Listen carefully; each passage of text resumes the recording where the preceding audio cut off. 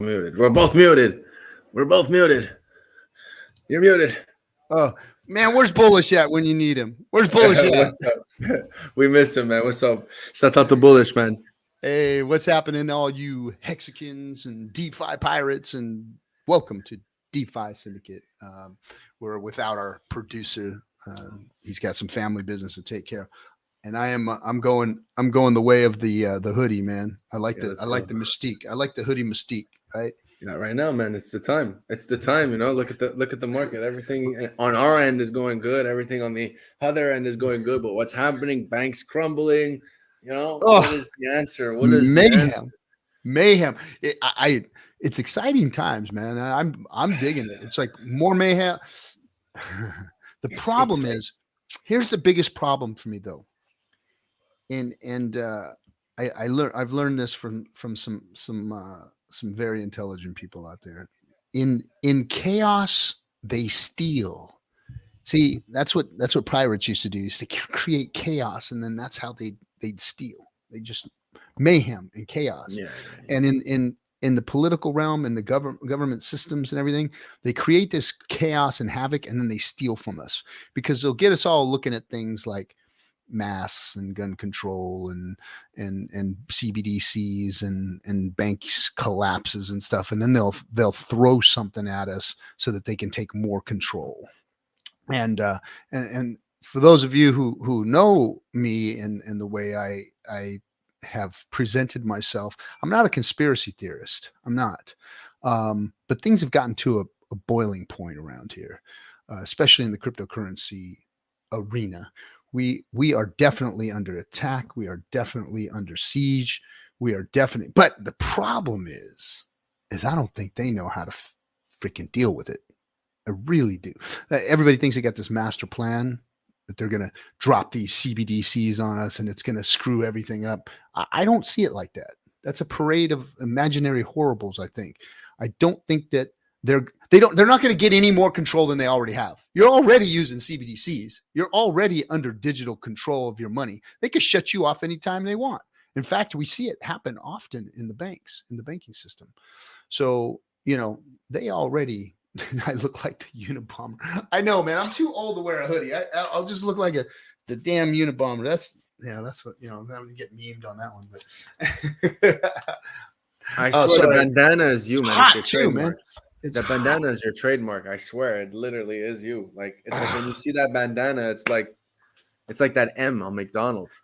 It's like, that's Captain. I swear. I know. So when I first started doing the show, like this is just how I've always wore it. It's it's from the hood days. It's just it was just part of me, And then when I started the show, I tried to do it without it. I even put there's a couple pictures of me out there with a shirt and not a tie, but like a button shirt with a collar, and stuff like that. And my wife was the one who told me, she's like, why do you do that? Why are you changing who you are? And just be you, put your bandana back on and go out there and do your thing. So I did. And I've been more comfortable ever since. And you're right. It's like, people don't recognize me if I don't have it on, so it's kind of cool too. I take my glasses off of my bandana, people don't know who the hell I am. It's perfect. You go somewhere, you're just like, oh, perfect. Incog, right? Not that it's like Superman. It's like the Superman. Just take out the glasses. Someone knows who he is. Like, whoa, where did Clark go? I don't know about that. But I do know that there's a lot of turmoil. There's a lot of crazy stuff going on. There's a lot of worry out in the space. In financial world and global economics and whatnot. But I'll tell you what, in no way, shape, or form am I not even a little bit worried about our ecosystem within the crypto space itself. Hex has won. Hexicans have won. 100%. We won. They failed. They lost. We are the ones that were right. Richard was right. He taught us. We learned. And we've eaten everybody's lunch, stole their bicycle, and we're riding away with their girlfriend. That's just what's happened. They have been sitting there singing the same songs, playing the same tunes with the same cryptos that have done absolutely nothing. Zero. zero to change themselves, to fix themselves, to become something that's worth anything to anybody. They're still I don't know what they're going to do this next bull run. I don't know what they're going to do. What are they going to feed to people? Like, what's the new narrative going to be? They've got nothing new. They're all dependent on the centralized exchanges, and the centralized exchanges, they're done. This next run they're going to be done. The coin aggregators, or the coin ranking sites, I should say, they're done too. I mean, nobody cares. Everybody knows they're sus. They've been gatekeeping Hex. Everybody's starting to say it. We've got Ivan on tech, like in our court now. I mean, really? Like, I mean, he was never really anti-Hex, but now he's like saying, "Hey, man, you guys better buckle up. Here it comes. Hex is the GOAT." I mean, it's really getting cool out there. I'm really excited. I'm really glad to see the position that we are, the position of power that Hexicans and Richard's ecosystem are in right now is just, we're on top of the whole thing, man. I don't know what to say, man. Well, I mean, I'm trying to get everybody to calm down.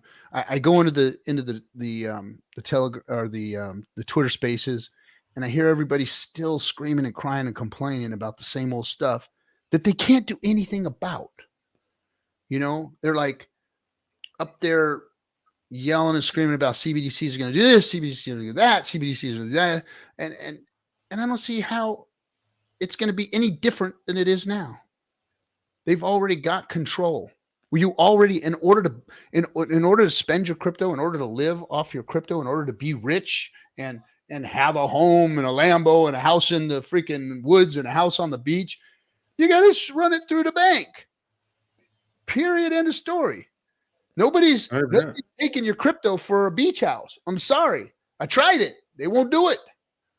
Even when it was up all-time highs. I tried it. I said, hey, give them crypto for it. Okay, I'll even give them the Bitcoin that they want. They want Bitcoin, I'll turn it into Bitcoin for them and give it to them. Is that what they want? It's just, you know, you have to use the system. It's coming, man, because we could do that right now if you had Bitcoin. We could go buy a house right now. Cryptohouses.pt. We could do that right now if you want to, where I am. So it's like people gotta take their head out of their ass. I think they know. I think really people gotta take their head out of their ass. Straight up. They don't know what the fuck's up. I can spend all my crypto if I want to. $8,000 a day on my debit card. Top it up all beautifully. Tuck and nip. Pay my taxes. It's gone. Pure material. Yep. I don't understand why people are buzzing. And then they say, like you said, CBDC is bringing this. CBDC is going to bring the social credit. I don't think anyone works for the bank because I don't think the social credit already exists. Right? Credit already exists. If you have so many kids, you get this much money. If you get this, then you're able to get this much thing. So the government gives you this. So you get off on, these government plans to put money away for tuition. There's already a credit score. You can't get the kid tuition plan. You got a social security number. You got a credit score. Yeah. You gotta have a credit. A passport to get off of the dirt that you sit on. Yeah. If you're not a citizen, you can't get a bank account. It's all the stuff's there. And see, you know what? Like, let's break it down. Let's seriously break it down. Like sometimes in the grocery store, they tell you, no, you can only buy 3 shampoos. Yes. You can only buy what 3. are you going to do? Go stand in the middle of the aisle and say, we're not going to take this. I'm going to Molotov cocktail this bitch if you don't let me have 4 shampoos. You know what I mean? Like, think about it. No one's complaining about that. Alcohol's closed at 11 o'clock. Yeah. You can't buy alcohol after 11 in Canada. Oh, yeah. I don't know. In the United States, I know it's different, but in Canada, 11 o'clock, you can't buy alcohol. Well, you have less places that you can get it all around, like Vegas, for instance. Then you have less places you can get it all around versus, 2 o'clock. It's over with. Now, if you got some at home, go home and go have it. There you go. That's where you can go. You can't come into my business if you don't have a mask. There you go. You can't come into my business without a mask. And then you end up on the on the TikToks. Don't have your driver's yelling and license? screaming at somebody. You don't have your driver's license? I need to card you for alcohol. Mm-hmm. Aren't they socially identified? Like, socially, what is the word? That's what I've been trying to say. All of this stuff exists already. It's not 1984. There isn't anything different. We're not eating freaking, it's not Soylent Green. We're not eating humans. It's crackers and shit. None of the parade of imaginary horribles are really here. Now that doesn't mean that we can't be vigilant and that we can't get up and do something, but that's just it. We got to get up and do something. That's what I'm trying to tell people. Get up and do something about it instead of sitting there and circle jerking and complaining about bullshit that isn't even really happening yet. I think we're complaining right now about what's going to happen. So whatever we're complaining about right now, saying I'm taking this dollar, we're projecting it. We're projecting it. Crypto. Well, it's what? Centralization. The inability of retaining its value. Well, then if we just go to a different technology so they could save money, isn't it the same thing? It's like it technically could only get better because then you can't lose your money. That's the point. I mean, that's the point, is to make better money, more secure money, safer money, money that they can't meddle with. That's what, cryptocurrency was supposed to be. Crypto was supposed to be. And until now, it hasn't come to fruition. It had a couple of iterations of some bright points, like the Bitcoin, oh, yay, Bitcoin. Thank you for giving us crypto. Yay, Ethereum for letting us program it. Oh, well, hey, wait a minute. Now we've got Hex, better Bitcoin, programmed Bitcoin. Hey, right on. Okay, Hex is good. Now what? We need some change to run on. We need a DEX. We need a decentralized exchange because look, the banks and the exchanges are just trying to rob people. They're just trying to rob you. You know what? It's not that they're trying to rob you. It's that they're incompetent. We've got a bunch of little kids running the freaking candy store is what we have. They're eating the candy. They're eating all the damn candy and they're sick. They screwed the pooch. They had a chance of a lifetime to do something right. And then finally, somebody with enough maturity to come into this space and do something right, Richard Hart, comes up and says, okay, let me unfuck this mess because you guys have it all fucked up. And now here we are today. We are literally on the prefaces of having crypto for real. For real. And everybody's worried about everything else. Like we should be fucking dancing in the streets right now because of what we have our hands on. They can't control it. They can't stop it. It's immutable. Hex will never go away. Will never go away. You can't stop it. You have to turn the internet off. And what will that do? That'll bring that real imaginary. Try turning the internet off right now. Woo! Talk about. I hope you turn it back on before your Hex take finishes because that's your fun. But Dodge says a good point. Everyone's talking about stuff and we're never coming up with something new. So what is something new? I've been talking about new stuff, honestly, RG, and I would love for you to come join these conversations because I feel like no one really wants to have these conversations because they're going to lose by having it. And I don't think we lose by having it because we want to help people, right? Now, my conversation is knowing everything we know, right? V3 is going to be wonderful for those to understand how it works, but people don't know how it works. Now, with everything that's happening and everything that we know, the stable coins, the this, the that, the bridge, we know that V3 is going to bring this. We know that it's going to be this much of ETH. You're going to be able to do this. We know that Hex has this. We know that the projects are coming in like that. I would like to have a bigger conversation where, we have all the minds together and we think about every situation possible where it's like we need to fix this issue, which is people think you only need to do this, or people think the value, the people need the ratio, the people, what do you do? I don't want to do nothing. That idea of let's not do nothing, I want to remove that from our vocabulary. This staking, this mining, publishing, I want to leave it from our vocabulary. I want to be able to absorb all these new people coming in. Because if we don't sound like we know what we're talking about, everyone's going to Ivan on Tech. Everyone's going to fucking me, Kevin. Everyone's going to BitBoy. and then we can't stop them because they already have the numbers. And there's like, Hex, look at this, guys, Hex. And then we're just looking at it like we're looking at them like, but we are. I just think that we need to take it to the next step. Like, we had this week of fun trolling, you know, oh, we're a miner, we're publishers, we're smurfers. Don't say smurfers, guys. That's really bad. Like oh, bad. We looked that up. That was really bad. But you know, we said all these words, but looking into this actually, and shouts out to Richard for doing this, because I could never have made a turmoil like this. Now people learned actually what Hex is. We read the contract. We learned exactly what the fuck it is. We learned what it does, what it's going to do. Why is it going to do this? Why did this happen? Why do you know when you guys said on day one we claimed and then we could only do this and we put it back for this? Well, we learned the verbiage, the real verbiage. Oh, well, auto claim, auto stake, claim end phase +1, like all this. We looked at the contract. So now I guess I think I'm going to do more videos and try to read more contracts to people, because now we understand so much better. And I think now as a community, we need to go to this, because Bitcoins don't come at us. No one's coming at us right now. Our price is up. Our price is up.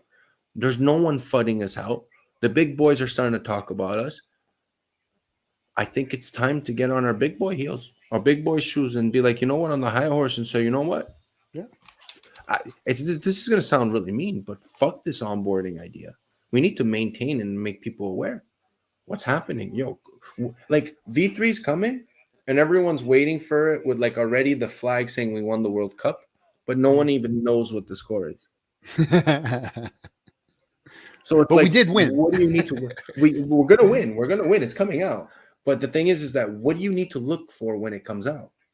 Like, what are you looking for? I understand you don't want to touch it. You don't know what you're doing, but what are you going to look at? You're just going to look at all the beauty of the tweets and how the price goes up because of the tweets. That's not productive. That's going to happen, but it's not productive. And I think as educators, I feel like some educators, and I don't expect the people that listen and follow us and, you know, listen to what we have to say and ask questions, but I feel like the people like myself, people that have a power of speaking and always being listened, we should take the time now to be serious, to work the pool, you know, and then play. I've always mixed the two. I've always been serious, but tried not to take myself too seriously. Mm-hmm. I've been serious about our content. I've been serious about the goal. I've been serious about you know, the direction in which we're going and in which crypto is going and what it can do for human beings.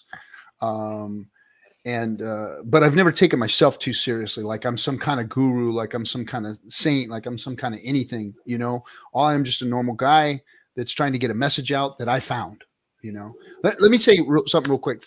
I want to say hello to the chat room. Thanks everybody for coming. Appreciate all of you. Appreciate all your comments in here.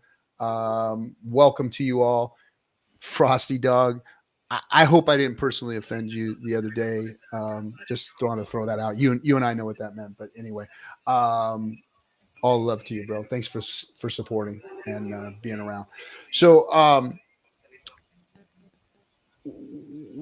we've always taken the message here seriously, but not ourselves, because, you know, we can laugh at ourselves, we can make mistakes, and we're humans and do all that stuff. But what we represent as a community here is the mouthpiece of the ecosystem. So crypto is kind of a strange thing. So it's supposed to be this public currency, right? It's supposed to be it's ours, the people's. It belongs to us, not to anybody else. You know, it's supposed to be ours. And in order to get that message out, it takes human beings sitting down with other human beings and explaining the story behind what's going on here. You know, it's the story of the success. It's the story of what it's gotten us out of. It's the story of what we see and what we're experiencing out there. And then we resonate with those others in order to word of mouth advertise what it is that we're doing. And it's done organically. Like this whole SEC bullshit with them coming at us trying to say, hey, you influencers, you guys are in trouble. Drop your drawers, bend over and spread them. You know, that whole thing that they tried to do with all of us. It was bullshit because this was organic from the beginning. Hexologist, myself, Motley, freaking Coffee, Kinetics, all of us, we did this out of the desire to get the message out about what Richard had done. Period.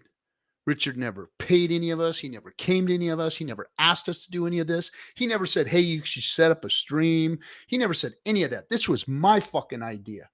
I did it. I wanted to bring the people who know what's going on around here to the forefront so that they can talk about it. That's what cryptocurrency community was supposed to be. Organic. It was supposed to be all of us trying to get the word out to our friends, our family, our loved ones, people we care about, as many motherfuckers as we can get our in front of, you know? And that's what I'm going to keep doing. I'm going to keep trying to build this channel. I'm going to keep getting it. I do real well in person. You know, when I can shake babies and kiss hands, that's what I like doing, because I like being in front of the people and telling the stories and hearing the stories and resonating with folks and telling them it's okay. Don't be afraid of this crypto thing. You can do it. You can do it. It's not that difficult. It's just the same old products. Like Captain always says, there's nothing new under the sun, guys. Nothing new. None of this shit is new. It's just a different way of doing it. That's all. That's all.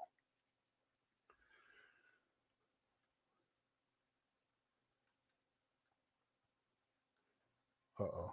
Yeah, horrible term. Don't use it. Yeah, we don't use that. I'm not even going to say it. Chat's going hard on Kool-Aid. I can't even read what happened with Kool-Aid. Nothing. Kool-Aid's freaking... He's the bomb, man. I don't know. Was people are saying stuff about Kool-Aid?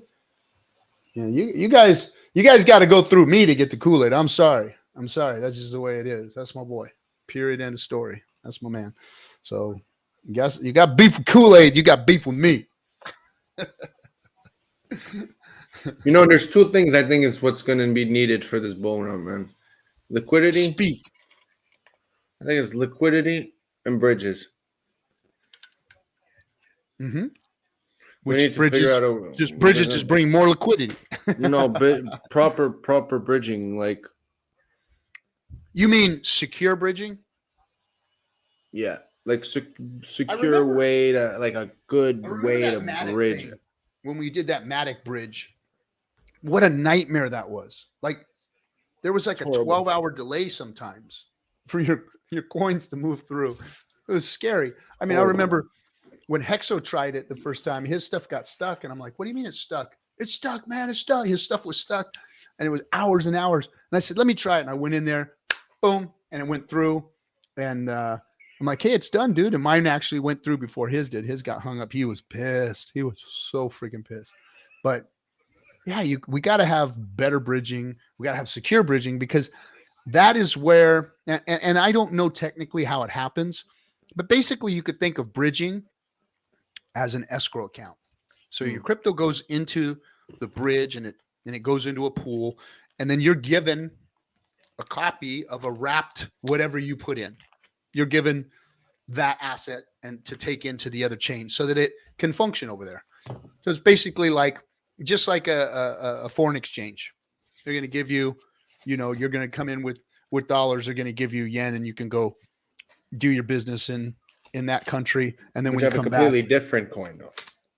Yeah, it's a completely different contract. Doesn't interact with the other coin. It's not the coin. It's just a representation. Yeah, it's just a representation of it. And then when you go back, that escrow is still there for you to back in with. So it's gonna be cool to see how much comes in and doesn't go back out. That's going to be the interesting part. What are you doing? What you doing? I'm thinking, man, because I'm like, well, the bridges is a beautiful part, but then the liquidity is why the bridges need to be secure. Because if there needs to be more money out there and more, like, let's say Pulse Chain 2, forget about ETH. Let's say Pulse Chain becomes super fucking valuable. Well, we need to be able to allow other things to, get value due to the dollar. It's just like a grocery market. You have everything in the grocery market is worth something because it takes the power of the dollar, and there's a liquidity for it. It's as simple as that. So every coin is the same thing. So I think we need to look at it like, if there is no bridges, we'll never be able to allow people to come in the ecosystem properly, and we won't be able to allow people to use our ecosystem as value. Just well, we know that bridges are already being set up. I mean, everybody's. Yeah, but that's Are they sus? Is what you're saying, right? What I'm saying is the technology sus. It's like, yeah, there's gonna be a way to put the video on the TV. You're just gonna put it on a rectangle, and you're gonna have to rewind it, and it takes 20 minutes. But soon we'll have a DVD, and you'll just be able to just press replay and not have to rewind the whole fucking VHS. You know what I'm trying to get at? Like, yeah, like you won't have to go to the film and have this massive thing that has these fucking things that turn and plays all the films and onto the screen. You'll have a VHS, and then from the VHS you'll have the DVD, and then from the DVD the Blu-ray to it's all streaming now. You know what I mean? Like, it just grows, but what's the concept? The concept is still like, it's still watching a movie. You get me? So it's like, well, if bridging right now is putting it in an escrow, and then later on a bridging is going to be, you do it like a atomic swap, or there's going to be L2s, or I just think we're going to get to newer technology. Like what we allow USDC to do, to me, is very beautiful, because it's like, well, if there's a problem with USDC because you need to keep it at a level or a market cap on all chains, right? Mm-hmm. Well, then you could burn when leaving and mint. So you could burn and mint. So if every time someone wants to take $1 from Ethereum and bring it to Pulse Chain, you could take the $1, destroy it, and just create it on the other side. That's never really been done before. So you're saying a one-way bridge. No bridge. Bridgeless bridge. Bridgeless entry? Fuck, I like that. Bridgeless entry, of course, because you're. Yeah, I get it. That's the first time I've even thought of that idea. Because you can't really create nor destroy the token, in a sense of like representation. But if USDC were to negate all the coins, well, then the beauty of having nothing on the other side would be that there is the same contract, same keys, same ability to do both things, but it could work in synchronism with that same provider. So that same provider could say, okay, yeah, here, give me 100 USDC on Ethereum, and here's 100 PUSD, which is worth $100. And there doesn't have to be a bridge. There just has to be a contract deployment. Like they issue it. Mm-hmm. So is that going to happen? I don't know, but that's a new technology. It's never been done before. A merge and burn. It's never been done before, because if they do, they have to create a brand new contract and have two different things represent the same thing, which is contradictory, right? Twins are not the same person. It's pretty interesting. That's like, think about it. Twins are not the same person, but you in the mirror is the same person. But what it does is I guess you'd have it going both ways, right? Well, if a coin is made by the same provider but a different contract, is it the same coin? Nope. But what I'm saying is, would you have a ramp going the other way? Of course, you could still do it the same way. You could burn PUSD and mint USDC. It's part of you could do that. You know, you could. That's another conversation. You know, I know people are not having. Well, people are saying, well, we want the dumbass. Well, excuse me, I will rephrase on this, because I say this in spaces. Well, we want the new people who have no experience, right? The skinny guys in the troops, right? The guys who just came into boot camp. We want them to go right away and do the fucking, what do you guys call it? The 24 days of strong. Yeah, that last test of like, yo, you pass this to become this. You got to do 21 days of hell week. It's called hell week, no? Gauntlet, yeah. Yeah, it's like we want them to pass boot camp in the Marine Corps is every day is I'm sorry, man. You wish you were in hell. I'm way off. But you know what I mean? Like, yeah. No, then the last week is they call it the gauntlet. You got to run through the gauntlet, and whatever. So it's like we want them to pass the worst part at the beginning, the hardest part at the beginning, and we're supposed to show them that it's so easy to get in, right? And then we don't, some shitty ass fucking NFT project called "My Dick Is on Fire." It makes the gas fees go to fucking 100 gwei. So imagine Pulse Chain when there's 100,000 fucking people trying to get on, real people with real fucking money, with 6 wallets each. Like, come on, man. You think gas is going to be cheap? Especially from from Pulse Chain to Ethereum. Yeah, you got to pay 3 times the fee on Pulse and 1 on Ethereum instead of 3 times on Ethereum and 1 on Pulse. So people don't understand that because they don't have that experience. They should go on testnet. They'd have this experience. But now, if people think that the whales for the first couple of days don't think that the most profitable thing to do is take something that was given to them for free and pair it to something that they already own that is valuable and allow people to spend all their money on that and not half of it. So, like, you got to understand, I'm a whale. Now, you're telling them, who them is the person that gives me money, to take their $100 and only come through and purchase and give me money only with 90. I don't want that. I want him to give me the 100, and then he gives whatever to the bridge later on. Che s'arrangi in Italian, we say. He deals with it. I don't give a fuck. I want the $100. I want him to buy $100 worth, not 90. I don't give a fuck. Now, obviously, we need it on Pulse Chain, and the whales will put it on Pulse Chain. But if we think that price discovery is going to help by maybe sucking 1% of value when you have 100% of it available to pair, you guys are demented, and you're going to lose. I really think the whales are going to see that. They're going to be like, you know what? First 48 hours, this is how I DCA out. People are going to dump so easily. People are going to get out so easily. We're going to get that nice little bottom. No one wants it, but everyone wants to buy it. Yeah, there's a bigger factor too, and that is a lot of the sacrificers over leveraged. They're a lot of them are in trouble. They need that money. There's going to be some dumpers, man. There's going to be some serious dumpers. I guarantee you. We're going to see a nice dump, I think. And you want those dumpers to take the value that you bridged in and take it out? You know what happens when people do that? I don't think people understand what happens when they do that. They take the marbles out of the jar is what they do. And they take everyone's value out. Everyone's value.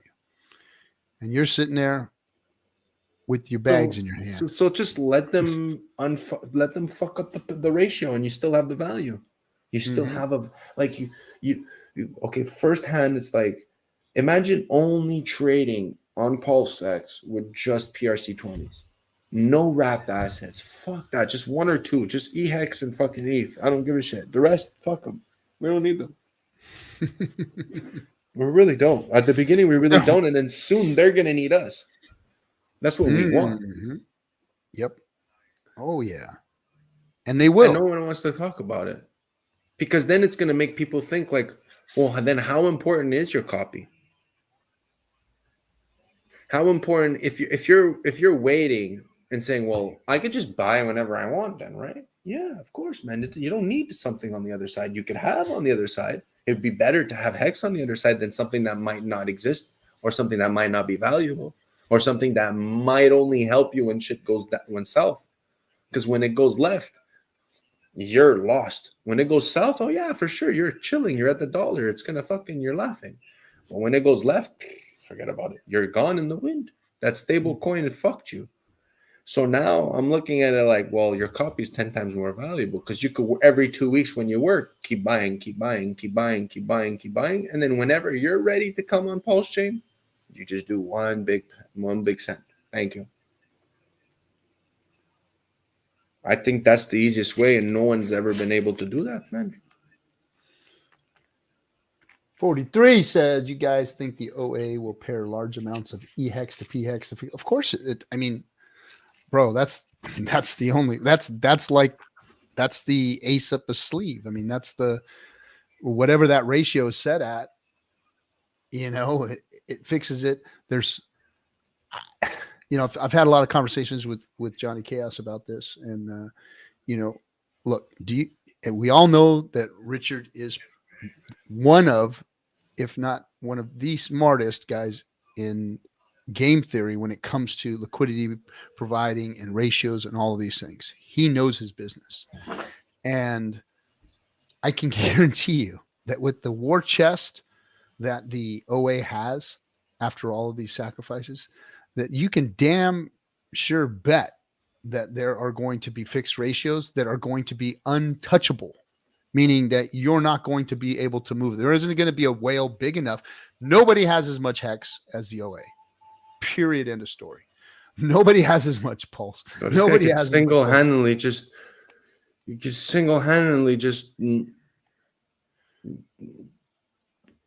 supply everything. Yeah. And that's what's going to happen. And then when the ratios are set, and when you're not going to be able to come in, there isn't going to be a big enough whale that can come in and change that and mess with the system. It won't happen. I think there's enough whales to do anything. That's the thing. So I've thought about this, right? Mm-hmm. What if I was the 2.5%? What would I do? Well, I have 2.5%. Why do I need to do anything? Right. So, like, I know the OA could do it. Now, what's the point? Like you said, the OA is a big player. Why would it provide liquidity then? What's going to be an extra 0.00001%? What are you saying? I'm not picking up what you're putting down. What are you saying? I think the OA could make more hex in a day than it could liquidity make hex in a day. You mean by staking? Yeah. So, like, why would a liquidity provide? Like, if the goal is to get hex or give it a value, to get hex, right? Because that's usually what people think the liquidity provider does, is like, oh, I'm going to get hex. It could stake more hex than it can make in a liquidity pool. We don't have enough hex to make it more hex than it can make itself. So I don't think that it's going to come in and I wouldn't liquidity pool to make money. Be ironic. No. It's going to set it to where you won't be able to change the ratios. You wouldn't be able to you wouldn't be able to outfund it, basically, because there's not enough hex out there for anybody to change that. So then why wouldn't it just come in to adjust? Well, that's what it'll do. It'll set an initial adjustment. It's not adjusting. It's going to set it and forget it. I wouldn't come in, me. I wouldn't come in at the beginning, me. I'd look at people, see what they do like idiots, and be like, well, I wouldn't come in at the beginning. Because it doesn't make sense at the beginning. It wouldn't make sense for me at the beginning, because it's like, well, I could just put nothing and just still make money. Because I could just buy in. Like, well, I don't think the OA is looking at making money. I think the OA is looking at fixing price. So he's looking at giving us money. Has it ever given us money? No, it's protected the ecosystem. I understand that, but has it ever given us money? It is the great overwatch of the system itself. So it's going to set the ratios in order to in order to benefit the system the most.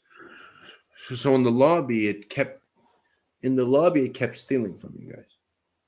No, we don't know. It wasn't stealing from us in the AA lobby.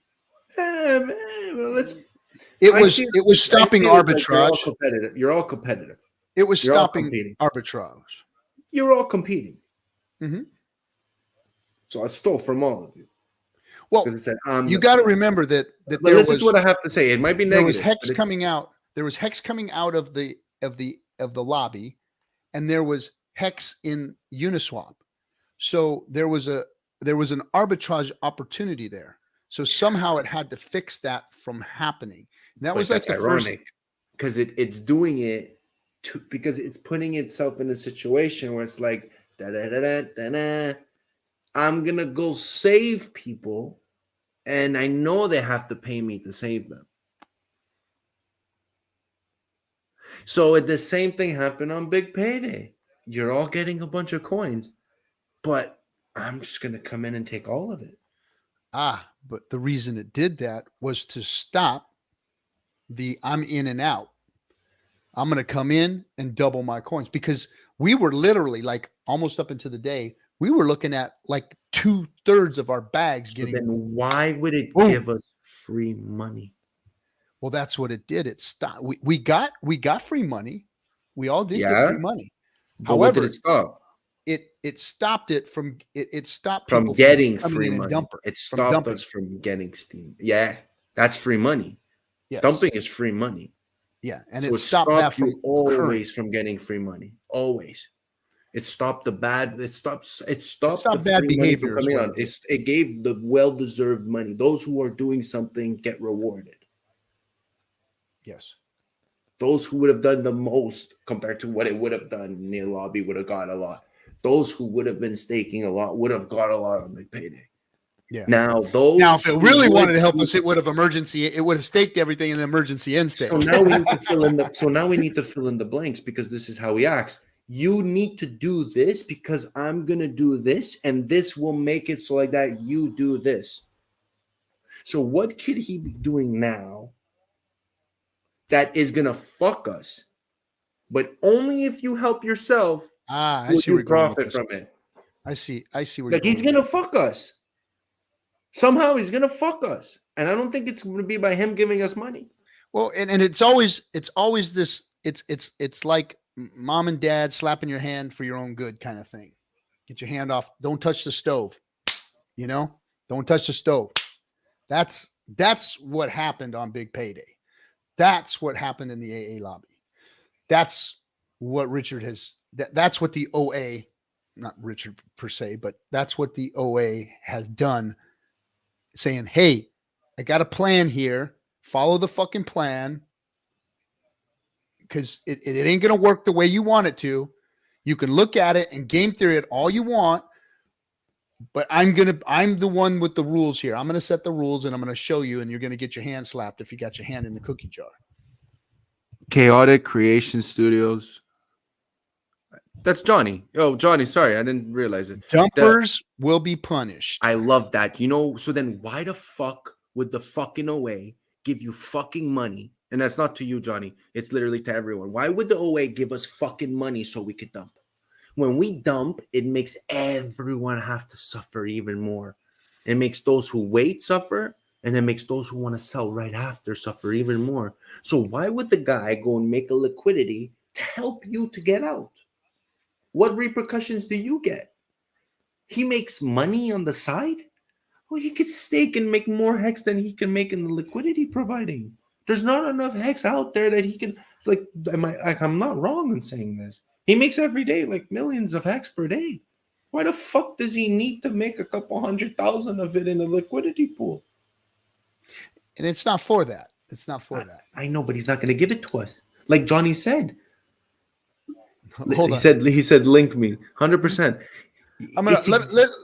Let's bring Johnny in. Johnny and I have spoken at length about this, and it's about the ratios, setting up the ratios. Hold on, I'll go into the Telegram here, Johnny. But you see, that's another thing I want to talk about. He's gonna set the ratios, but you know what? He can't set the ratios. Well, he could, but that would be so boring. That would be so. The guy, you think he's gonna set the ratio for every single PLS? No. We said the beautiful word that no one talks about: the PLS sex pool. No one's thinking about uni pools because it doesn't exist.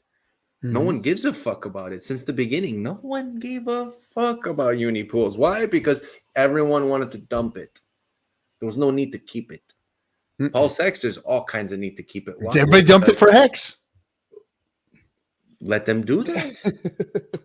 But let them do that. That's good for the liquidity. Because again, that's always still going to be the GOAT. Hex is always going to be the GOAT. Again, Pulse is here to make Hex better, not the other way around. Pulse X is here to make Hex better, not the other way around. Hex is killing it.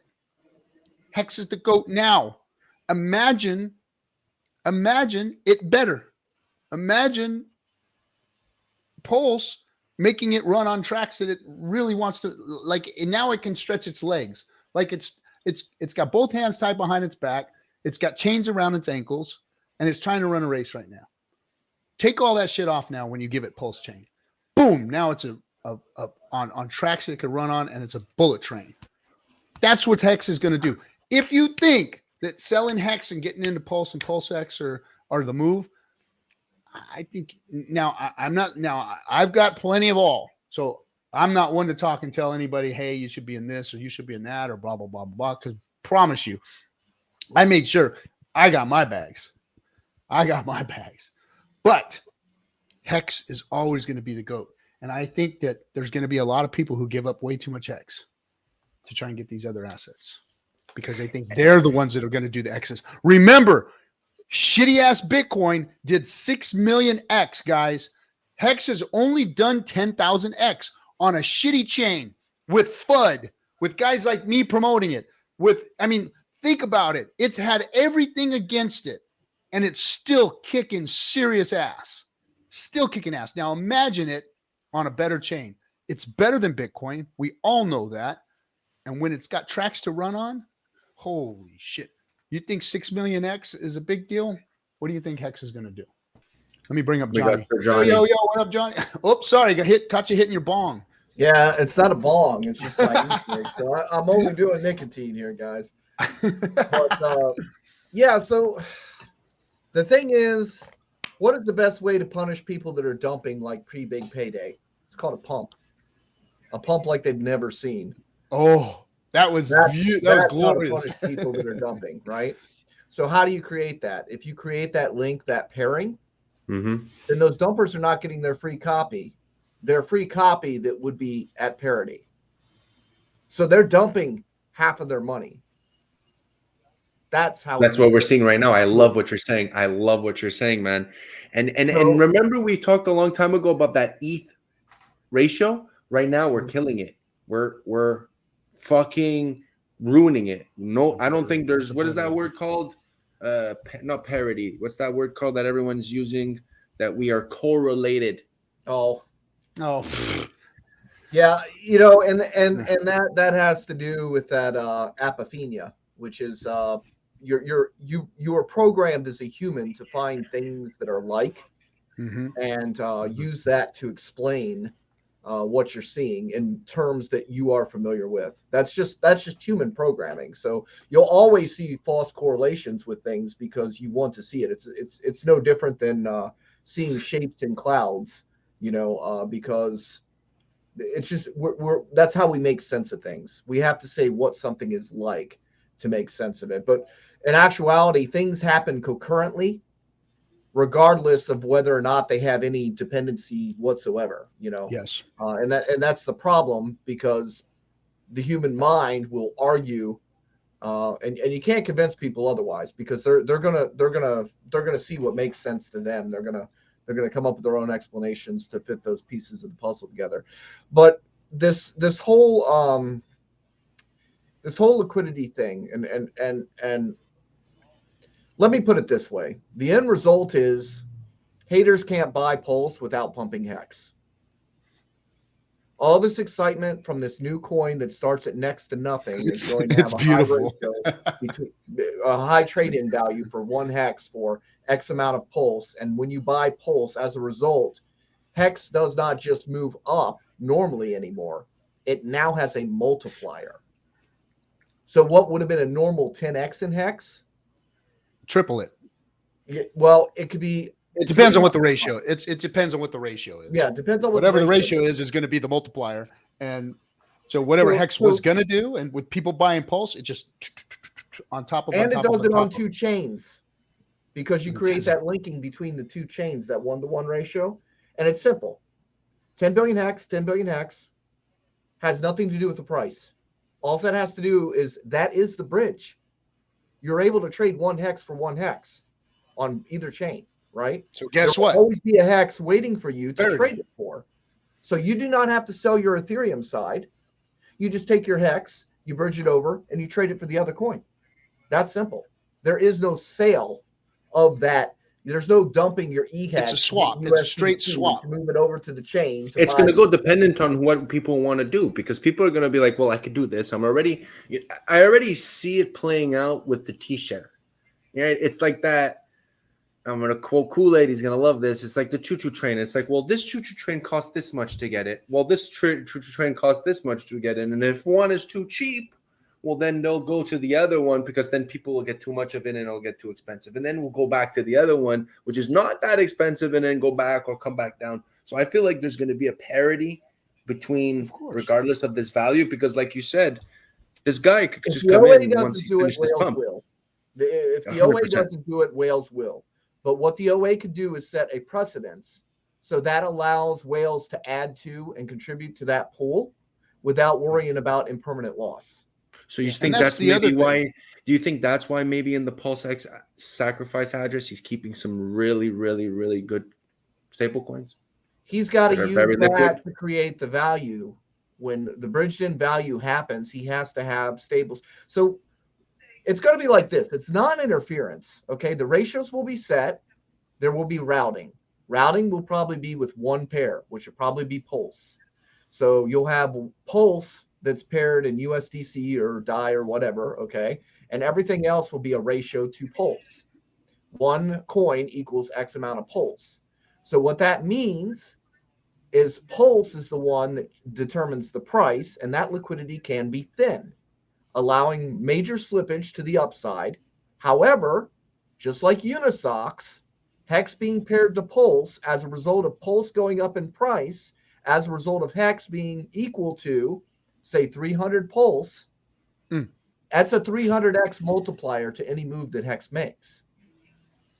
You know, or any move that Pulse makes. And if people are aping into Pulse, imagine what if Hex for 300 Pulse, so therefore it has a market value of 300 Pulse. You see? What happens if that bot at the beginning does not empty the hex pair, allowing people that did capitalize, like you gentlemen that waited a long time with your Pulse, you will be able to go get a lot of hex, which is a very good deal.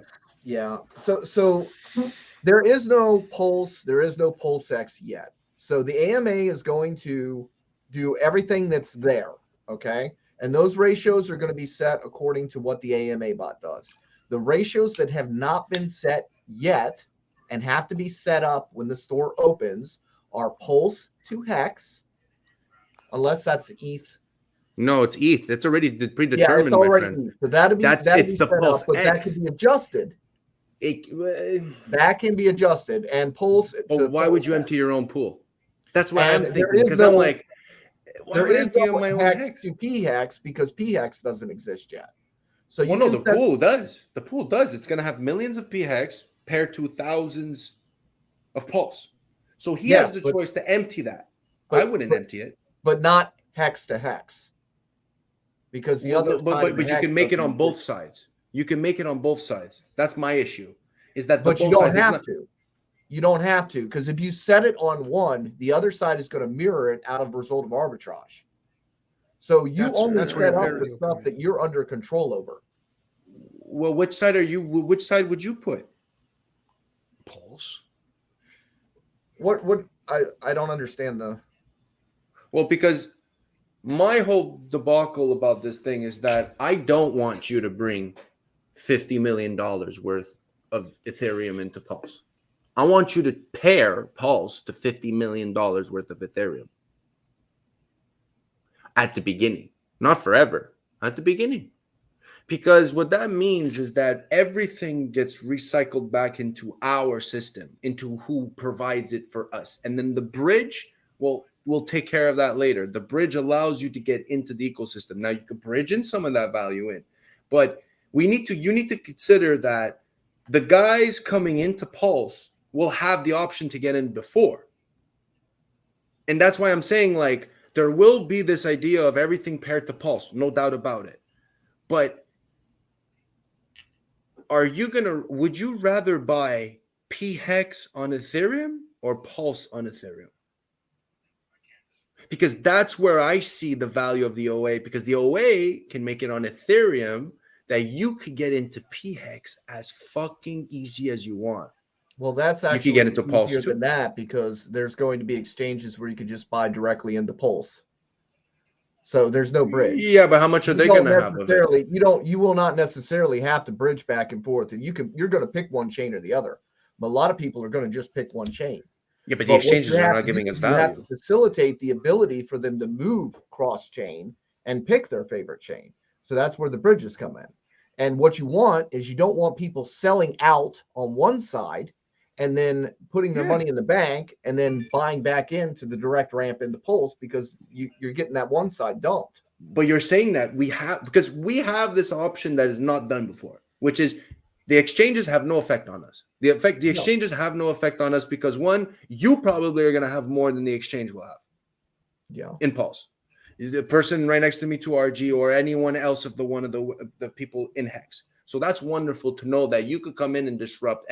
Big guys could just come in and disrupt. There's one address getting like 3 trillion tokens. Like, forget about it. We're going to disrupt the whole market. These exchanges won't have nothing on us. They won't, because that's the way it works. And even the OA could destroy the exchanges. But what they can't destroy is the on-chain liquidity, the on-chain parity, because even the exchanges have to go on-chain to get their value. So what I'm saying is that at the beginning, it's very important people understand this. The value is not in Pulse. The value is on Ethereum. That's why we say to bring Ethereum on Pulse. So what if we brought Pulse to Ethereum? So this is the way I see it, and I'll explain it to you a bit less crypto. Why should we bring the horse to the river when we can actually bring the river to the horse? Do you understand my analogy on this? Like, it makes it so much easier to get the people to bring in the value, because once they trade their ERC20 for that wrapped version, the value is already locked in. And they have the PRC now. Whether they use it on chain or not, it doesn't matter. All we need is the price discovery at the beginning. And then slowly our whales, as intelligent as they are going to bring in this value. And then boom, we just run Ethereum. It's like, well, everything's on Ethereum. Exchanges, go get the wrapped version on Ethereum. Enjoy. Ease of access. And if you want, here's Pulse. So now you just gave exchanges 2 options. You have coin A. You have coin A, and coin B. So now you got twice the amount of volume. You got twice the coins to trade. You got twice the fees to collect. So it's like, I love how Richard just puts people in a corner and says, it's either you take the envelope or I kill you. It's kind of like the Italian mob. It's like, look, man, it's either you take the money or I kill you. What do you want? I don't see a lot of activity happening with Pulse going over to the Ethereum network. That's not where we're really going with it. What we're trying to do is we're trying to get people from the Ethereum network to go claim their free coins and try Pulse network. And once they do, they might not want to go back. You know, why do they get in?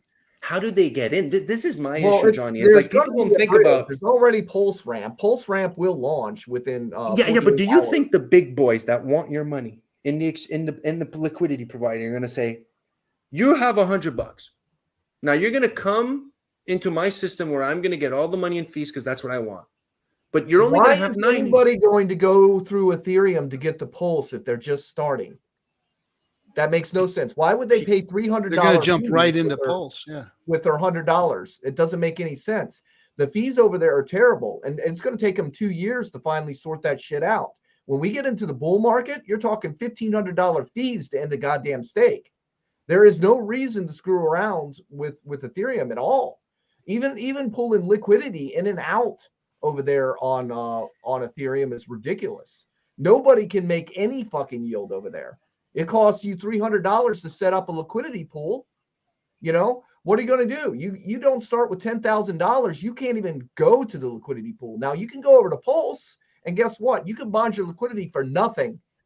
For nothing. All the liquidity locusts are going to go to Pulse. All the liquidity locusts are going to find that these transaction fees cost them nothing. and they're going to all be over there. So, but where when are we they have going a to direct get? ramp, we could be 40% of all new internet or all new crypto commerce. Where are they getting all the pulse? Where On Pulse they Chain, right? buy it. Where on Pulse Chain? You could buy it right off the exchange, or you could buy it directly off a. How is the exchange going to get the pulse? Because there's already exchanges planning on listing Pulse. And how much do you think that is? I don't know. Well, it No, can't maybe be more than our CZ, whales. maybe CZ But you SAC. can buy USDC or bridged US. There's going to be a way to get on. Okay, But you shouldn't have to go through the Ethereum network. But where are they going to buy it? The coast is making an on ramp. So exchanges are going to go straight from the coast. That's what I'm saying. There's nothing for them to buy it. Where they're going to bridge in their USDC. They're going to bridge in their ETH. Okay. You understand what I'm saying? We're going to need the exchange to, like you said, provide an easy, cheap means in order for people to go ahead and not pay that $30. Everybody's getting Pulse. Everybody is getting Pulse. Everybody at a dilution of 1 to coins. 10,000. Everybody has coins that will be traded for their Ethereum equivalent. Okay, whether day one, whether it's Chainlink, whether it's Doge, whether it's whatever, no, not Doge. Doge is on its own chain, but you get the SHIB. Okay, so everybody will have an Ethereum matching pair as a result of the AMA bot bringing over and then matching that ratio of the ETH. Only it's going to be Pulse, and they'll be able to dump those coins for Pulse. So if an exchange had a lot of these coins in their wallet, they will be able to go over to that exchange and dump all of their crap tokens for Pulse. So there's plenty of ways to get Pulse. And so we're going to wait, what, 3 hours for them to get them coins? Like, think about it. Like, you're a first mover, dude. You're going to be before the exchanges. It's literally made like that. And there will be liquidity, but there's going to be liquidity day one for all of those coins that have Who's going to give the liquidity to SHIB? You're going to give liquidity to SHIB? No, I guarantee you. I hope not. No. The liquidity is copied over. Yeah, what the AMA bot does is it goes over and it looks at Uniswap, and the most liquid pair is going to have 20,000 PLS in it, and then Richard's going to drain it. It's much harder to drain a lower pool like that than it is to drain a bigger pool because of slippage. One, I know Richard. Well, I'm not going to say I know. That's fucking rude. I'm going to say I'm assuming Richard is not doing anything now because the pairs are going to get more liquid. There's going to be more ETH in it. Therefore, growing one side of the denominator in order to make it easier for the top numerator to get easily liquidated. Now, like we assume, is he going to make the pairs? I wouldn't. I would let the people dick themselves. You want to change your coin that I just gave you for free? We'll go get it for Pulse and at the price that I just left you at. But there will be a pairing with Pulse and USDC once the market starts. There will be bridged in USDC paired with Pulse because you have to fund the system. And it could be a very You don't have to fund the system. You could take the system to the fund. Somebody will fund it. It'll get funded. Yeah, but why wouldn't you think about this, dude? Why wouldn't you take your PRC20s, which are free, and bring them to Ethereum? You get everyone's full 100% of their money instead of getting 90% of their money or whatever they can get on the exchange and put it as a PRC20. And I don't even think they're going to give us the copies because then that means the copies are 1-for-1. Because they're going to go ahead and do this whole calculation where it's like, no, wait, one SHIB on Ethereum is 1 and one P SHIB is 10,000 because of how its ratio is. No, we're going to give you 10,000. No, to me, it sounds too complicated for them to even give a shit. I think we're gonna be chilling, man. When Pulse comes out, there's just not really going to be much of a reason to play around on Ethereum. There just isn't. You think people are going to dump their EHEX? I agree. You think people are going to dump their I think they're going to bridge it. Dump their hex. They can't. They're going to bridge it. The ratio is going to be 1-to-1. They don't dump shit. They bridge it over and trade it. You trade a gold coin for your silver coin for a gold coin. That's it. There's no dumping. There's no sell on one side to buy on another. You just bridge it over, and then you bridge that wrapped, and you trade it directly for what you want. And you start using that chain. So why wouldn't you bring the PRC to Ethereum instead of bringing the Ethereum because to PRC? of the gas fees. The reason we're making Pulse to begin with is to get the hell away from those stupid, ridiculous gas fees, because the network is absolutely unusable. And when so then what you say make no sense. Makes no sense. Do you know how much more expensive it is to do 3 transactions on Ethereum to bridge it out, especially during clogging for the first 48 hours? On a network where almost 50,000 people with 6 wallets each are trying to bring it on Pulse Chain, you know how much Ethereum is gonna with Vaseline us? They Vaseline people for a horse dick rider NFT collection that came out last night, and our GUI goes up to 100. Imagine what they're gonna dick us. Like they don't like us, man. They're gonna dick us, and then what you're asking people to do is less profitable. Why? Because, like I said, I'm a provider. You have 100. Okay, you have $10,000. Why would I want you to go and give 10,000 and then get back only 9,900? And when you could have gave me 10,000 and I got fees off of the 10,000 and not the 9,900, it makes no sense. So why wouldn't I bring it to Ethereum? Here, man. Enjoy. Buy it right away. Oh, you don't have money to bridge it? Your problem. At least you own it. I think it's easier, man. For the plebs, like for me and you and RG who understand this ratio and understand this bridging, bro. There's people out there that don't even understand ratios, and they're preaching bridge, bro. They're gonna do one transaction and say, "Where's my money?" If you want to be on Ethereum, you're already on Ethereum. When the fork happens, you'll also be on Pulse. You don't need to bridge anything. But where's your money? So everyone's just going to use their already existing money they have in their wallets. They're not going to bring in new money. If you want to bring in new money, you come into a direct ramp into Pulse. You do not. And you think it's going to be cheap? Do what? You think it's going to be cheap? What's going to be cheap? Ramp. Bringing directly in the ramp? Yeah. It's probably cheaper than Ethereum gas fees. No, it's not. It is Ethereum gas fees. 3 of them. 1 for the approval of your ERC20, 1 for the direct deposit, and 2 for the approval of you getting the coin on the other side. Then you pay for the gas fee to receive it on the other side. Did you try the bridge on testnet?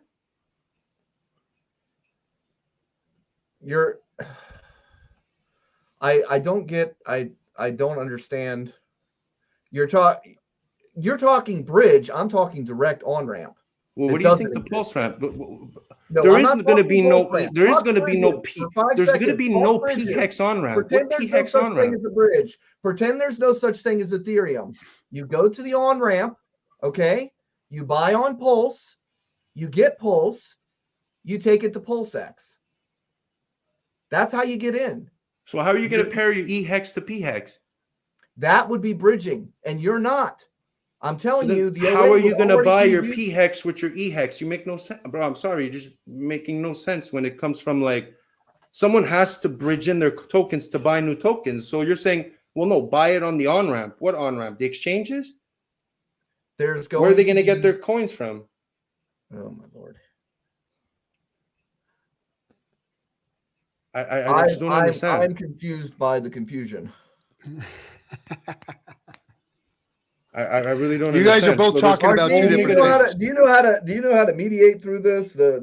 Well, you guys are talking about two different things. It appears. Johnny's talking about direct. We're talking about the same thing. Johnny's saying that there's going to be money brought to Pulse Chain. Okay, but I'm saying why do that when you could bring it to Ethereum and get all the money instead of sending some of the money in the bridge and giving it to the bridge guy? I think I get what he's trying to say now. He's trying to say the fees for bridging from Ethereum from Pulse.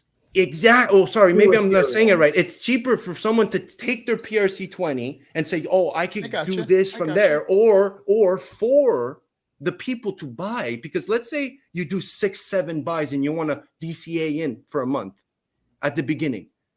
But you don't want to use anything on Pulse Chain. Like you don't want to trade on Pulse Chain. You just want Pulse or you just want p-hex. You don't want to trade. You don't want to do nothing. You just want to buy it. Well, why would I go take my $100 every time and get only 90 on the other side and then buy it when I could go on Ethereum, take my 100 and just buy it? For me, the buyer, it's the best deal. For the liquidity provider, I'm making one side of the coin already worth it. It's already money worth. Your Ethereum is already Ethereum. Your EHEX is already EHEX. Your DAI is already DAI. So not only do they make their money in the early hours because they're getting the volume, but it allows them to then take that free volume and bring it to Pulse like you want. And that's smarter for the long term because the past. Okay, let me rephrase because I'm very excited about this. My past experience, Johnny, with the mistakes in other chains was that everyone just brought in all their money. And then the guys who wanted that money, the liquidity providers, the business, all those coin providers, they said, I want all this value. Now, in order for me to make this valuable, I got to go back to where it's valuable. Because the wrapped asset is not valuable. Your EHEX is not valuable as a wrapped asset on Pulse. It's valuable on Ethereum. So keep it valuable because that's where the problems arise from all these hacks because they go to hack what's valuable and they leave you with what's not, aka Solana. Why is Solana big dirt garbage? Because everything on Solana is not the real token. And we have this beautiful, beautiful way of just taking all of Ethereum's value and saying, I'm just going to suck you. I'm not going to vampire you. I'm just going to suck you. That's it. Not vampire you. I'm just going to suck the living shit out of you slowly. I'm going to drip you. I'm not going to go one time and just suck all the blood out of you. I'm just going to come like a fly and just stay there and behind your head. And I'm just going to suck every little piece out of you slowly but surely. And I'm telling you, dude, it would be beautiful. You're going to love it because you're going to see all these idiots dump all their coins. And then you, as a nice big waiter, big fucking nice big bagger, like let's go big supporters, we come in and we scoop everything up and fuck you. Now let's start this bull run. And that's what's to me, it's like a fucking fairy tale, man, how beautiful this is playing out. Richard's a genius, man, or whoever invented this is a genius. It's like they took all the mistakes and just said, how do we fix it? I'm just going to say it like this. Pools will be set up. It will be to the benefit of Hex. And it'll work. I mean, that's really what it comes down to. All the logistics of it or trying to figure out which move, anything that you do that you think is going to do short term is going to fuck you. Yep. If you think it's going to be a quick short term scoop of anything, you're going to get fucked. And that's where, you said, well, how's Richard going to screw us? Anything you think is going to be a quick fix is probably going to screw you. So sit back, observe, see what happens when the pairings are made, because nobody does know how these pairings are going to be made until they are. Always been the case with Richard. And we're going to have to observe how they benefit the ecosystem when they are. What we do know is that there are certain pairs that have not been created yet, and they will have to be set up day one. And then we do know that there is a large amount of coins that can be used to provide. It's basically dormant capital doing nothing. So it will still be dormant capital, but you could use it where it still counts as market cap, where it still counts as supply, and utilize it in a way that's not selling it on everybody's heads and using it to support the price of the assets that you care about most, because you're already starting out with the majority of the supply. So, I mean, that's really where that comes down to. Now, as far as this cross-chaining and pairing on other sides and stuff, I would caution against that because we have seen what happens when the OA does not support previous forks. Okay? Yep. When the OA does not make the moves to which I'm talking about, you need to sit back and take a long, hard look at it because it's not going to go that way. I want to address this. Someone's going to get wrecked big time. And that's 100% correct. There are people that are sitting in this chat room that are going to get wrecked. Here's what I want everybody to understand. Before this all launches, Richard is going to stream. And Richard is going to talk to us. And you will need to hang on every single word and listen to every single cue. Because every time that this has happened before AA launched, before he told everybody what Don't he FOMO thinks. day one. Don't FOMO day. He is going to tell you what to do. Yeah. It's going to be in between the lines. You're going to have to listen and learn. That's why I have refrained from saying anything about these. I've been in so many backroom conversations with people about all these goddamn strategies and bullshit and RG, what's this? And can we do this? And what is your strategy? And I ain't doing jack shit fuck all until Richard has that conversation with us. And he will have a conversation with us, and we will have a better understanding of what it is we're supposed to do.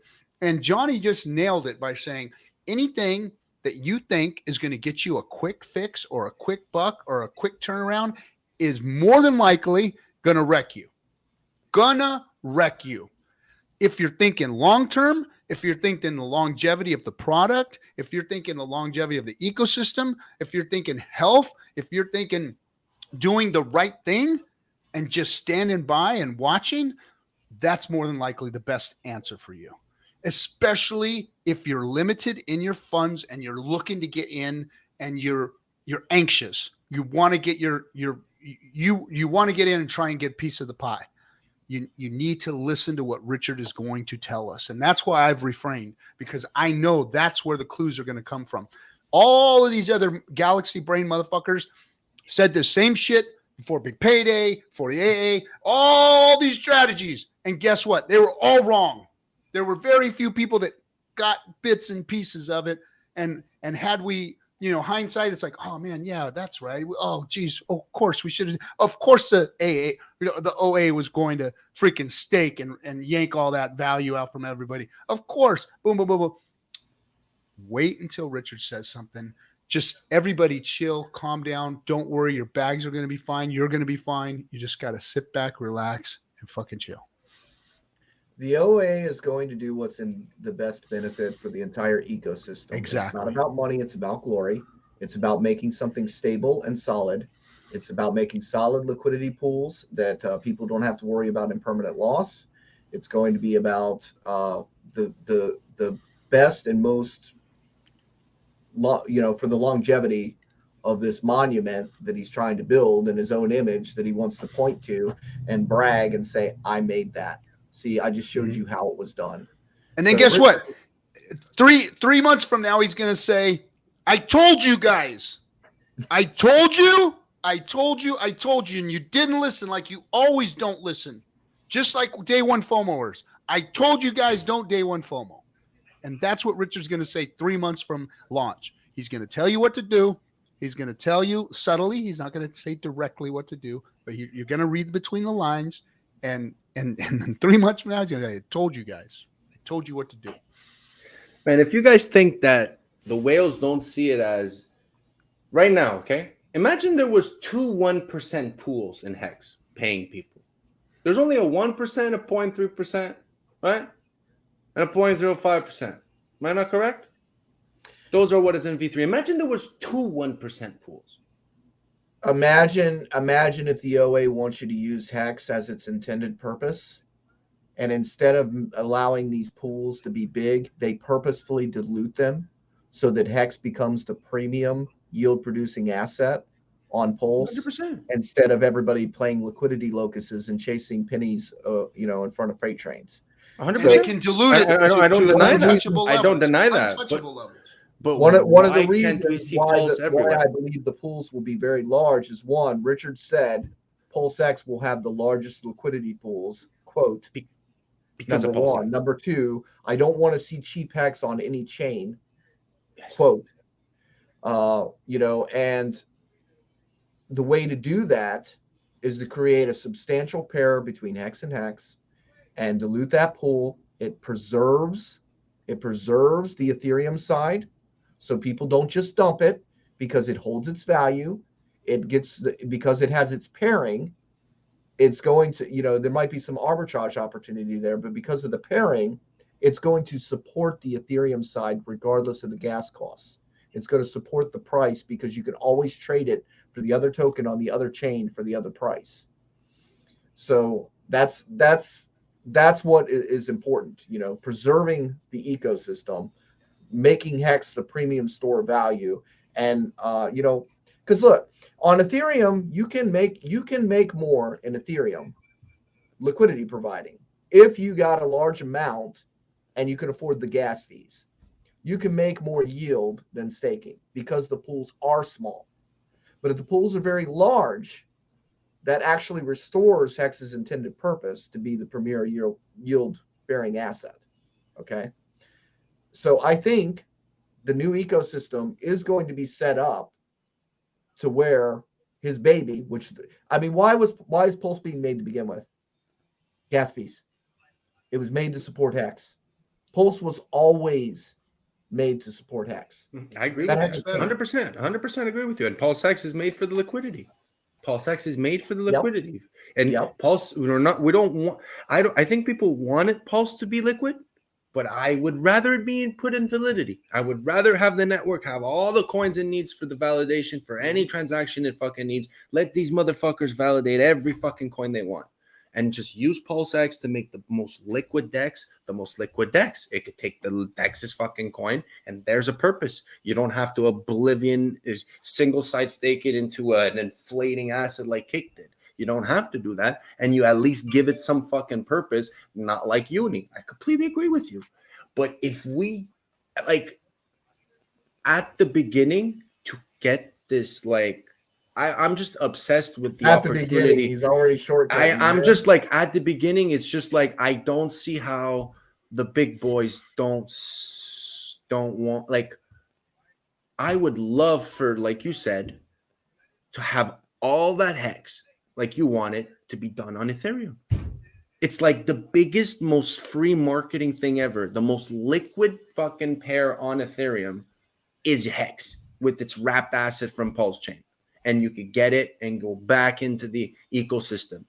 To me, it's like, well, it makes no difference than believing in taking DAI or USDC or Ethereum or even Hex itself. Because I saw someone in the comments say, Phamous, we want to keep the real tokens in Pulse Chain and let the wrap stuff live on ETH. Well, that's cap.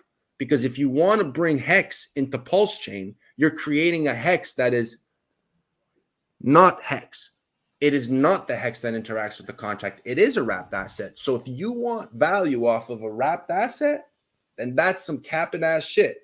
I'd rather have real value from the real fucking asset, the best assets, the assets that have liquidity, product market fit, that has all kinds of users still using it. And at the beginning, that's Hex. Our Hex is very, very valuable. And not only that, we have a lot of DAI. We have a lot of ETH. If we want to, we could do whatever the fuck we want with it. And we could pair on both sides, like you said, Johnny. And I know that there's the need for both is important. I know it. Why? Because like I said, why wouldn't the liquidity provider want two 1% pools, 2.3% pools, two V2 pools, and 2.05% pools? He gets both options to make money. Well, if there's more people in this pool, I'll go put in this pool and make money. So there's going to be coins everywhere, dude. As a result of the large liquidity pools that will be on Pulse X. Exactly. Yes, I agree with you. You will have whales that will try to liquidity farm over on the Ethereum side. 100%. They most likely will bridge those bridgeable assets over in order to chase the liquidity that they can't earn because they're liquidity farming and they're not staking. So, yes. But as far as staking, see, it gets even more crazy. It's not going to be it's not going to be that lucrative too, staking. You got to understand that too. We understand that. We all understand that. Well, the thing is, if people migrate their Ethereum Hex over to Pulse, that throws off the payout per day per T share.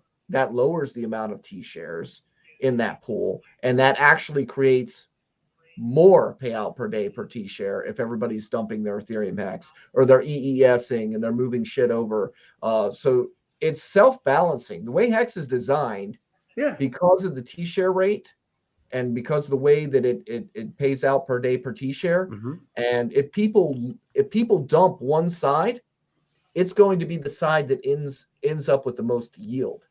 I'm not arguing with that. That So for me, that's I'm not arguing so with that. it's actually going to raise the yield Yes. on the chain that is less appealing. I'm So just saying that we have more value to get from bringing the PRCs to Ethereum than we have from bringing the Ethereum to the PRC side. That's all I'm saying. And if we do this properly, we don't have to have a month of, whoa, we should have done that. Well, I'm just saying. It will pair up because, like I said, because you can trade the silver token for the gold token, there will be balance. There will be ARB that balances. Yeah. out. Arbitrage always brings beautiful. And imagine it's going to be like, well, are you really getting dicked if you get P hex or E hex? like it's like, well, No, are it's you going to really be pretty getting much dicked? the same thing. So hex is just going to be hex. It's going to be what that beautiful. does, look, the pairings do this, okay? The pairings do this. It provides a universal conduit between chains. And Yeah. it creates a stable pool that may not earn as much yield, but it's a stable pool with no impermanent loss because the pool is so deep that no matter what, you're getting hex on both chains. Okay. It preserves the Ethereum side. Okay, because it creates that balance or that ARB that's going to force parity. It just seems like really the only play, and I haven't found a reason why the OA would not act in the benefit of the system. Which, like, you know, the things you pointed out earlier, you were talking about. Well, the OA fucked us. No, he didn't. What they did was they acted in the best benefit of the system. If they wouldn't have staked, then we would have had all these people dumping on our heads. They would have had 3 times Price would have been as much down to coin. zero. Yeah, but that's like saying, well, my best friend fucked my ex-girlfriend and showed me that she wasn't really my girlfriend. I should be really thankful for him because he showed me that she would have cheated on me. It's kind of like the same thing. It's like that best friend that helped me. We weren't there when it went down. We all had an aha moment when it happened. Now, believe me, when you're sitting there and you shouldn't be, but when you look back at it, you shouldn't be with Miss America, but Miss America is sitting next to you in your car, and then the guy comes up, opens the door, and takes her out, and says, "No, that wasn't yours. Here's yours," and hands you, yeah, but it's like saying it's like lying to the kid and saying Santa Claus is giving you your presents. We thought we deserved it. We thought we were getting it. We thought we deserved it. We were like, our bags were triple size. I mean, it was insane. 4x. And it was 4. It was insane. It was like, oh, and then to have it taken somebody away. That stakes for one day get 4x more. Exactly. Coins. Somebody who stakes and then we all, in retrospect, looked at it and went, that was the right thing to do, and we know why. And it was instant. It wasn't like it was like, what the fuck? It was like, it hurt for a second, but we knew why it hurt, because it wasn't the best thing for us. It wasn't the right thing. Well, that's the right thing was because done. If everyone got the same shit, of course it was greed. Of course it was greed. So at the end of the day, we all wanted it. He helped you, but he did you. No. I don't. He saved the system. Look, you got to look. It's like the guy that pushes you away from the train but breaks your rib. But no, but see, just because he didn't tell us that it was happening, he didn't tell us what he knew all along what was going to happen, but he didn't tell us what was going to happen. And everybody was thinking that they were getting something else other than that. I guess I'm just using the negative term, which is turning people on, but it's like I'm just seeing it as like it's the best thing. Well, there will be 2 OAs. You're absolutely right. Yeah, of course. But what's the other OA going to do? I don't see it negatively. I see it as like, we don't know what's best for us. It's like, okay, it fucked us, but like we're bringing emotion into this. It fucked us because it needed to do that. Now we have this beauty that we have the opportunity. The negative terminology. What it did, we didn't think of it as being fucked for the system. It was the best for the system, and we knew it. Okay, let's now, say that. Those one dayers that wanted to get that 4x value, they were screaming and crying that they got fucked. Yes. That was for sure. They were all the furus were out there screaming and crying that they got fucked. Richard was bought for one day so they could dump on our heads, and then they went to turn around and dump on our heads, and they couldn't. The price was already dumped. It was half price. So the price going down before you got the copy, beautiful. That was actually good. Because beautiful, they basically had the same money all along. They didn't really get anything. And they Because just got out. They left. Or They left the dumped, system. or would the price have dumped, and you guys would have got enough liquidity in order for one of you to buy back and be in range of that percentage of that supply. Well, there were some people that got out before the dump happened, and then Because back I in. see dumping as just Or got back in. Like if anyone were to have learned anything from any of these shit tokens that dump, is that once they dump, you can always buy more of it for the same price, right? So if it would have allowed you guys to go so deep into the down of it, where so much of your liquidity would have been in there, then how are you guys saving yourselves in the long term when you guys have all the liquidity? That's why I understand when it did what it did. It didn't do it to help you. It did it because it helped itself, because its goal was to create a mechanism that would dilute over the years and give those in the system that opportunity to not only maintain their percentage of the supply, but to gain over people by the amount that they're involved in the system. And that's why the OA to us looks like, oh, it's at 90%, but it's not. It's getting diluted every day by us because we preach to be more than the OA, to do more than the OA. Go if the OA is going at 50% of its coins, go 51%. You're diluting it. You're helping yourself. You're going against yourself. You're being better. So I think the OA it's right now. The OA could stake right now, but they don't. Why don't they? Because it's rewarding the people that are in. That's why. Exactly. It could stake all the coins right now, and there would only be like 5% out there that was unstaked. And our the amount of hex that we earn per day per T-share could go down to 1. Yeah, but then when it unstakes, you know how much the payout's going to be? Because we get paid not just by the T-shares, we get paid by the total circulating supply every day, which increases every time someone mints. And when that increased mint, the reason why the T-shares cost a lot, by the contract, and I read it, I was fascinated by reading the contract. I would suggest everyone to read that motherfucker because it fucking opens your eyes. I thought I understood it, but then I understood it even more. So the but if it also stakes, it reduces the total supply, which reduces the interest rate also. So, but it makes us gain an APY. It's like this fucked up mechanism where it's like, yeah, more people come in, but your APY grows instead of going down, which is supposed to mathematically go down. But because the supply is going to go up, you're going to get more rewards if you hold that position. That's why we say longer pays better. Yep. And it's like my mind, I understood it, but I like mathematically. And mathematically, you're like, okay, so every day I get more rewards. Holy shit, that's why it costs me more hex to get in, because every hex every day inflates itself. And those who don't stake give up that inflation to the person like myself who does stake. So that's why you're getting diluted. That's why the OA is getting diluted, because it owns all of this supply that is not staking. So it's doing us the favor. Like you said, it's helping us. It's helping us, but it dictates us to help us. That's because it's this emotion, and I love it, bro. Let's cover the other one real quick, okay? The other one is the market matching, okay? They didn't like that. You know who didn't like that? The arbitrage traders didn't like that. Why? Yeah. Because they were devaluing the product, okay? This let me give you an example of what in real business, okay? Let's say I have a product and I give somebody a wholesale account, okay? And I'm selling them my product for half price. And then they take that product and they go down the road from me and they're selling it for a penny more than what I'm selling it for retail.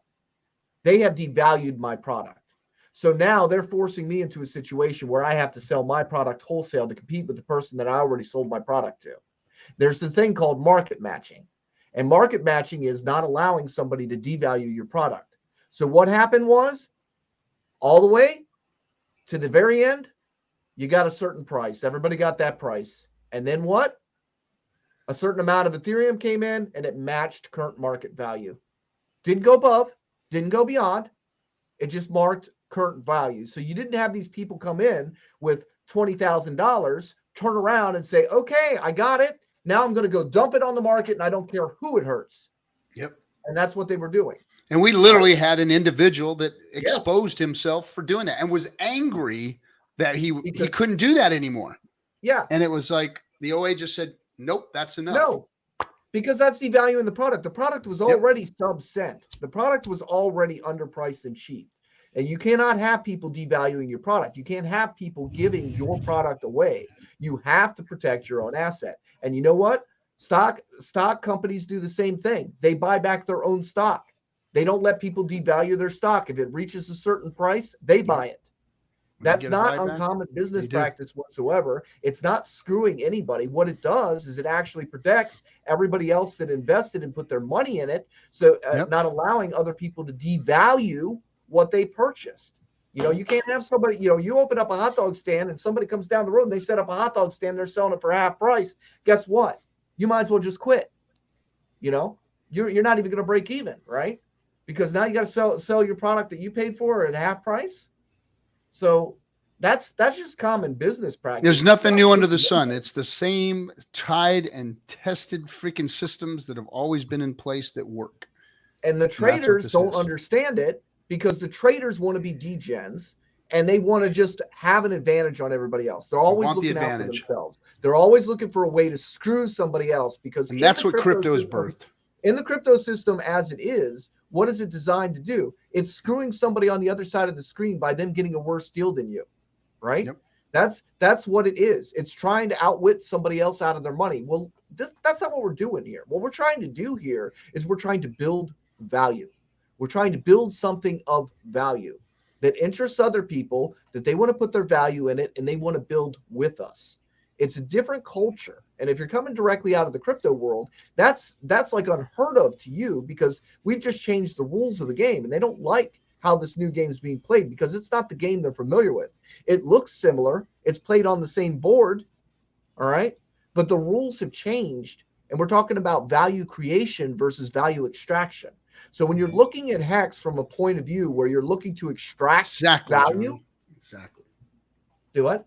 No, that's exactly it. It's value creation, not value extraction. Yeah, if you're looking at it from a form of a value extraction, you haven't matured enough yet in this space to understand that there are other ways of doing things other than the former way where you better ways somebody else.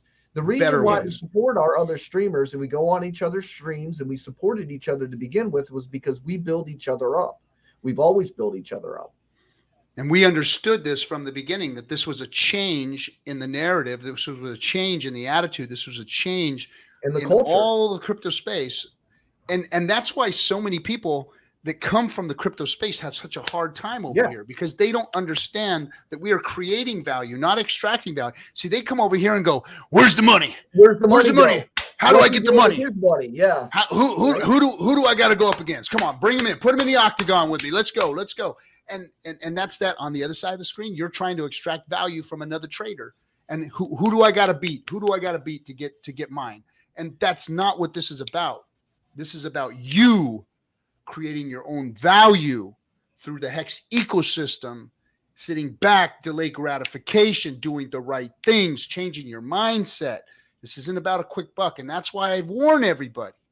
Like Johnny just said earlier, if you're trying to find a quick buck, you're not going to find it here. You're going to get wrecked. You're going to get hurt. You need to play the game the way the game is set up. And the game is longevity. The game is delayed gratification. The game is we do not trade. Yep. And here's you guys see all the liquidity. Do you guys see the whole our TVL right now at 22 million? We just hit 22 million. We have a 22 million TVL. We have more ETH locked than there is value in Hex. We got more USDC locked than there is Hex value. I'm looking at the ETH pair. I'm like, bro, there's more people wanting to.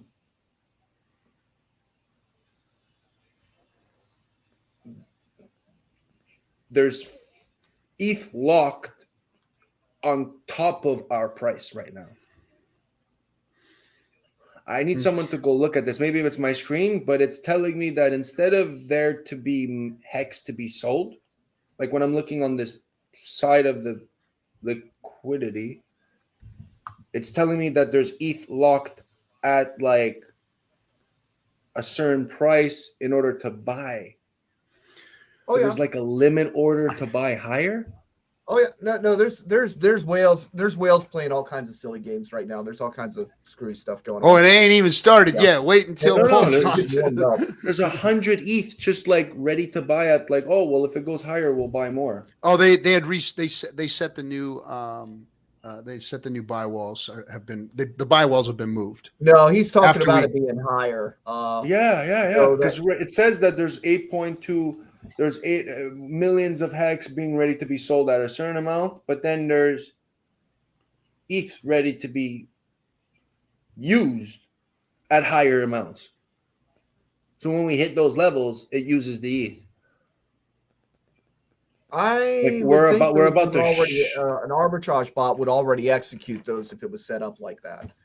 The arbitrage bot would go through and already. So why is there ETH locked? I don't know what screen you're looking at. I'd have to look at the screen.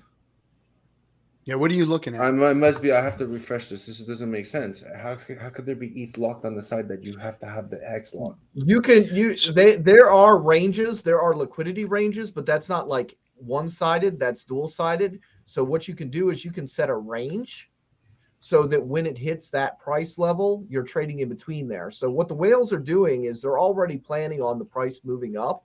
So they're setting liquidity ranges with equal pairings so that when it goes up to like 19 cents or whatever, that's when it starts collecting fees. You understand? They're setting liquidity ranges, but it's two-sided liquidity. It's not just on the buy side or on the sell side. It's not a bid or an ask. It's two. So that when it goes up there, it starts to trigger. So you don't start selling till it hits that point. Or it's people probably that are gonna go back into it when it gets over there. That's their limit ranges. Yeah, I can understand. Yeah. So people want the limit. Like a range. You set a range and believe it's gonna bounce around in. And here's what a value creation whale will do. Okay. A value creation whale, not a value extraction. A value extraction whale will sell the price down on your head, FUD everybody, and tell you it's going to zero. And in the meantime, while they're selling on your head, telling you it's going to zero, they will have a buy order at the bottom of the screen. And they'll tell you it's going to a penny when it's only going to 2 cents, and their orders are set at 2 cents. Okay? So they will drive you into selling your bags, and that's extraction. Yep. What a value creation whale will do is they will set a sell order above, okay? And they will buy anything below it. And that's called the kill zone. Okay, so between 6 and 12 cents is a kill zone. What the whales are saying is, we will gladly buy your hex at 6 cents and we will sell it back to you at 12 cents. So while you're selling your hex, you're selling it back to them and they are setting a new price. So like when I buy something wholesale, I sell it at 2x the price. They buy it at 6, they sell it at 12. This is typical wholesale behavior. Okay, they're buying yours at 6 and they're selling it back to you at 12, or they're selling it back to somebody else at 12. Mm-hmm. So that's what they'll do. That's where they get the FOMO. When the FOMO comes in, they grab that extra percentage off the top. And when everybody's fudding it and it's going down and everybody's running to the hills and selling, they're buying it up down at the bottom, and they're making the percentages on both ends of the spectrum there. That's what the whales do. That's why they're whales. Range, see, so before that, when I was doing this on BuyDesk, okay, before I was really familiar and there was the liquidity providing and stuff going on in Uniswap, when I was playing the game on the typical centralized exchanges, I was buying at 1 Satoshi and selling at 2 Satoshis. This is why I'm telling you this from a point of I actually was 50% of all the liquidity on BuyDesk. I was 50% of the liquidity on all of BuyDesk. So I know what the fucking game is, okay? Not that it was a lot of money at the time, okay? But because it wasn't very popular and the pools were very small. But the problem is when you're playing this game, if you're doing this with your whole bag, you end up selling at 2 Satoshis, and guess what? What is it now? 200 Satoshis? 344. Was 344. 344 Satoshis, I think. Yeah. So I sold some at 2 Satoshis and I was buying at 1. Some people were buying at a penny and selling at 2. That's what they do. Eventually what happens is those ranges get broken, especially when you're playing the 2x range. So it doesn't matter whether it's 6 cents and 12 cents. That's the 2x range again. Eventually those ranges get broken, and you need to accept that when those ranges do get broken, you're going to lose your bag that you're selling at the double. You're going to lose that bag. It better not be all of your bag, because if it's all of your bag, guess what? You're buying back in higher. So you'll 100%. wait for a penny and you buy at 5, right? You buy at a nickel. That's what happens when it moves away. So I'm telling you guys, dude, lay off the bong. Man, I love my little fucking trolls. Swear to God. Not a bong. Nicotine. So that's how that rolls, man. So I want to address something real quick. Everybody said it's a get rich slow scheme. And I'll tell you what, there's going to be some very wealthy Hexicans. A lot of you sitting in this chat room right now who are invested in Pulse, PulseX, and Hex over the next 2-3 years. Hex has been around for 3 years. I'm sorry, but 6 years is not slow. It is not slow at all. I've been working for 40 something years trying to get rich, and this has happened extremely fast. Extremely fast. The crypto space, sometimes we think we need it to move in 6 months to get us rich or to make money. This is the quickest thing on the planet right now. Nothing has ever moved 5 years. It's better than 30 years to wait to retire. 5 years, 10 years. I mean, that's why everybody needs to chill. And it isn't a get rich slow scheme. It is very fast. It's extremely fast in the scheme of things. So if you think that 5 years is slow, then you need to stick around a little bit longer, because this is the fastest thing that you will ever get yourself involved with. And Richard wants to make the fastest existing asset ever known to mankind. He wants that in the history books. So you think he wants Bitcoin to be? is currently the fastest appreciating asset known to mankind. Satoshi isn't here to take his bow. Satoshi could be a serial killer for all anybody knows. That's what happens when you got an anonymous founder that you celebrate. You don't know who that is. But Richard wants to make sure that his face is on this.